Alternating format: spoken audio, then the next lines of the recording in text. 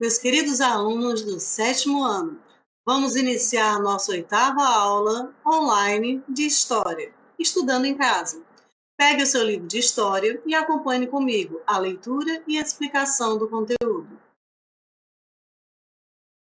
Hoje nós iremos entrar no capítulo 3, a Contra-Reforma, que está na página 52. Acompanhe comigo. A propagação das ideias reformadoras levou a Igreja Católica a rever algumas de suas práticas e formas de organização. A Contra-Reforma buscou reconquistar os fiéis, porém, preservando o poder e a influência da instituição. O Concílio de Trento. Em diversos momentos, no período entre 1545 e 1563, reuniram-se na cidade de Trento, na atual Itália, os representantes máximos da Igreja Católica. Diante do avanço do reformismo protestante pela Europa, o Papa Paulo III e os que o sucederam neste período produziram uma discussão a respeito da disciplina religiosa e dos dogmas do catolicismo. O Concílio de Trento, como ficou conhecido, esse conjunto de reuniões, aboliu a venda das indulgências. No entanto, manteve todos os pontos da doutrina católica e rejeitou as propostas reformadoras. Reafirmou-se a ideia de que os seres humanos eram livres para decidir suas ações e que estas, por sua vez, determinariam se seriam salvos no juízo final. A autoridade do Papa, os 7 sacramentos, como o batismo, a crisma, a penitência, a Eucaristia, a extrema-unção, ordenação sacerdotal e casamento, o culto à Virgem Maria e aos santos e o celibato do clero também foram preservados. Ainda na página 52. Pensando na disseminação da doutrina católica, o concílio determinou que se publicasse um resumo didático dessa doutrina do catecismo. Além disso, buscou melhorar a formação intelectual e religiosa do clero, com a criação de seminários e de escolas para os sacerdotes, para que todos eles tivessem um preparo, realmente especializado na sã doutrina da Igreja Católica. Começava assim a Reforma Católica, também conhecida como Contra-Reforma. Na imagem da página 52, você vê o detalhe do afresco Concílio de Trento, feito pelos irmãos Tadeu e Frederico Zuccari, no século XVI, sob encomenda da Igreja Católica. Note a ausência de mulheres, só tem homens, né?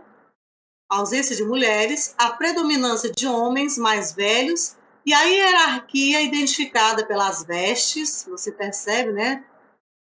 Os papas, né, que tem esse chapéuzinho, né, os bispos. Os papas, os cardeais usavam mantos e chapéus pontiagudos, enquanto os padres aparecem de batina. Os monges trajam vestes mais simples. Página 53. A Inquisição e seus alvos. O papado contou com o apoio das monarquias europeias que continuavam professando o catolicismo. Assim, o Tribunal do Santo Ofício da Inquisição, que foi um órgão da Igreja Católica, oficializado em 1231 pelo Papa Gregório IX, para investigar e interrogar suspeitos de heresias, ele adquiriu poderes de vigilância e punição quase irrestritos, incluindo de torturar para obter confissões, bem como o de punir hereges com a morte. No século XV, quando a Inquisição passou a atuar em toda a Península Ibérica, Espanha, Portugal e algumas cidades da Península Itálica, criaram-se os tribunais próprios. Essa aliança entre igreja, reis e nobres católicos, principalmente os reis de Portugal e da Espanha, durou mais de 3 séculos. A Inquisição conseguiu barrar a circulação de ideias consideradas perigosas à fé católica e também perseguiu os judeus, que eram obrigados a se converter ao cristianismo, ou a emigrar para lugares mais tolerantes no âmbito religioso, como a Holanda e o Império Otomano. A partir do fim do século XV, os judeus convertidos passaram a ser chamados de cristãos novos. Página 53 ainda. A atuação da Inquisição na Espanha e em Portugal não se limitou ao território europeu. Inquisidores foram enviados às colônias desses reis na América, na África e na Ásia. Mesmo em reinos da Europa, onde o Tribunal do Santo Ofício não estava presente, cresceram a intolerância e a perseguição aos chamados desviantes da fé ou infiéis, incluindo os judeus, os muçulmanos e as mulheres consideradas feiticeiras e os hereges. A aliança entre a Igreja Católica e esses monarcas era vantajosa, não só aos católicos.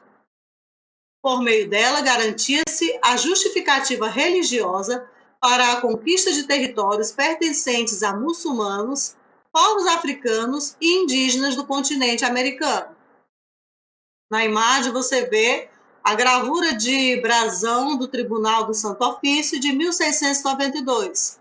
Ladeando a cruz, aparece uma espada ao lado da cruz e um ramo de oliveira, que simbolizam a justiça, o castigo dos hereges e a piedade com os arrependidos. Ao redor, uma inscrição em latim, que em tradução livre significa: levanta-te, Senhor, e defende a tua causa.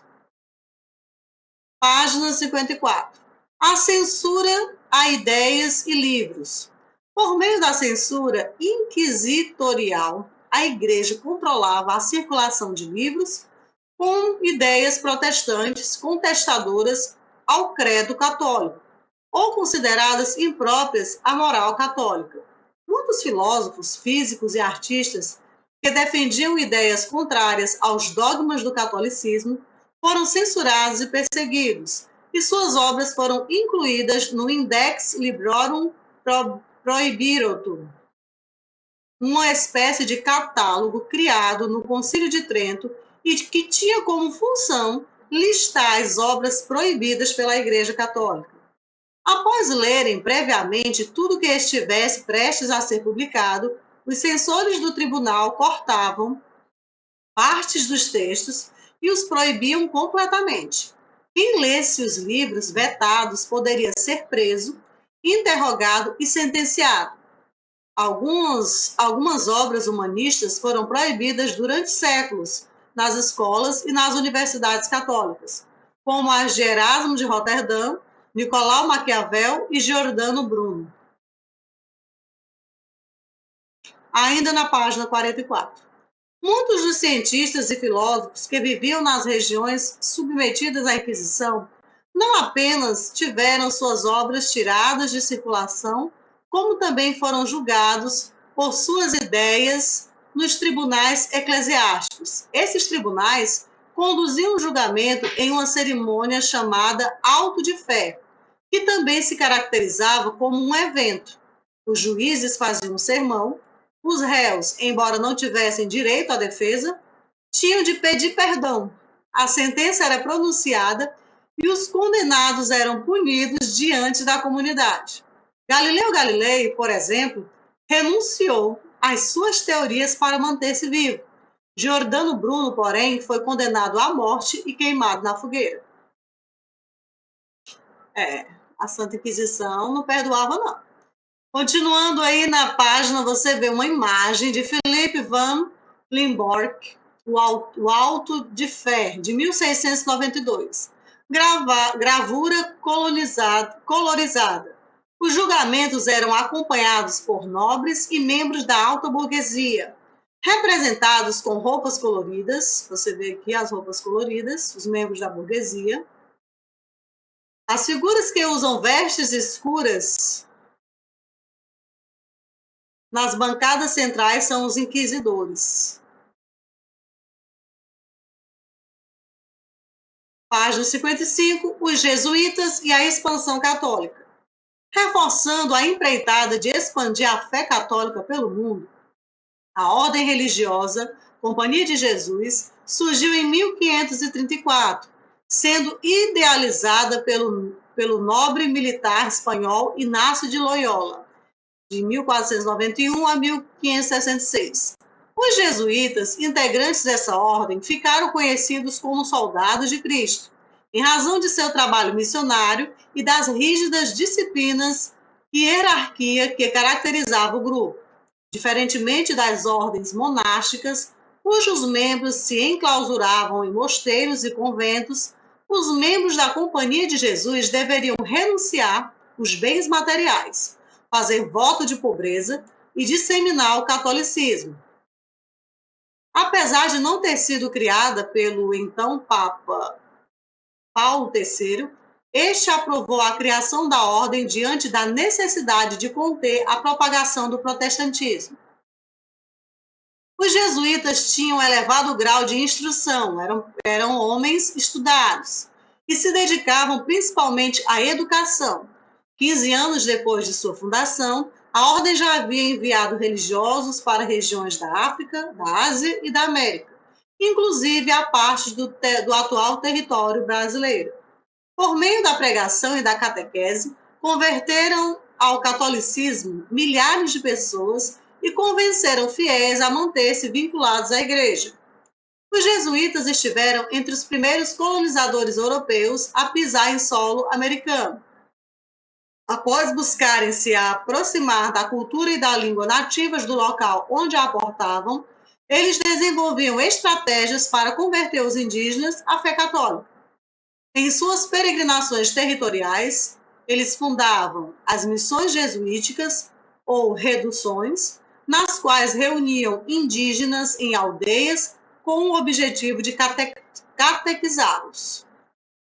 Aí na imagem você vê as ruínas da Igreja da Missão de São Miguel Arcanjo, no atual município de São Miguel das Missões, no Rio Grande do Sul.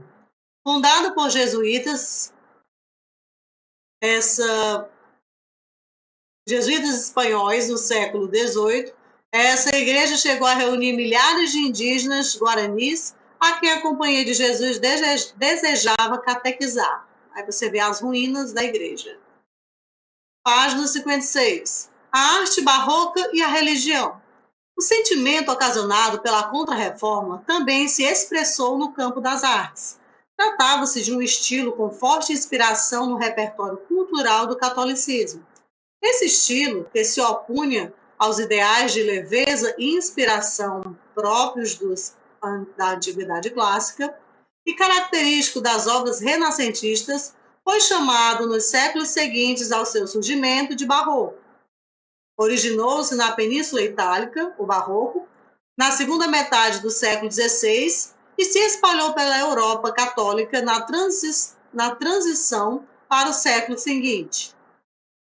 Os artistas barrocos, adeptos desse estilo, buscavam conferir dramaticidade e emoção às obras por meio de jogos, de sombra e de luz, e de representações expressivas de gestos e posturas corporais.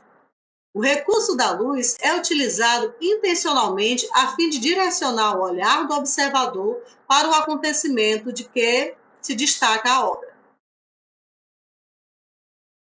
Percebendo o potencial da arte como meio de comunicação com os fiéis e de valorização da história e da doutrina católica, a Igreja encomendou e financiou a criação de inúmeras obras com temática religiosa. Essas obras expressavam conceitos característicos da espiritualidade católica, como o pecado, a morte e a salvação da alma.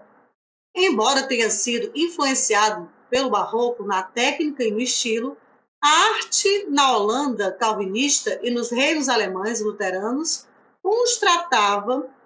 contrastava com a dos países católicos por privilegiar outras temáticas. A própria rejeição dos protestantes aos santos limitava os temas de suas produções artísticas aos episódios narrados na Bíblia. Havia, portanto, pinturas com temas religiosos, mas a representação de cenas do cotidiano, paisagens, naturezas mortas que é uma pintura que representa uma composição de itens sem vida, como objetos e frutos. Pesquisas científicas e retratos de nobres e burgueses enriquecidos eram muito mais comuns nesses lugares do que nas regiões católicas. Aí você vê o Caravaggio, Crucificação de São Pedro, 1600, óleo sobre tela. A composição de luz e sombras privilegia a figura de São Pedro, para a qual chama a atenção. Protagonista da cena, o religioso é retratado no centro da imagem, como é de costume na arte barroca. Aqui ao lado você tem o Rembrandt, a lição de anatomia do Dr. Tulp, de 1632. A arte feita no óleo sobre tela. A experimentação científica é um dos temas mais retratados na arte holandesa do século XVII.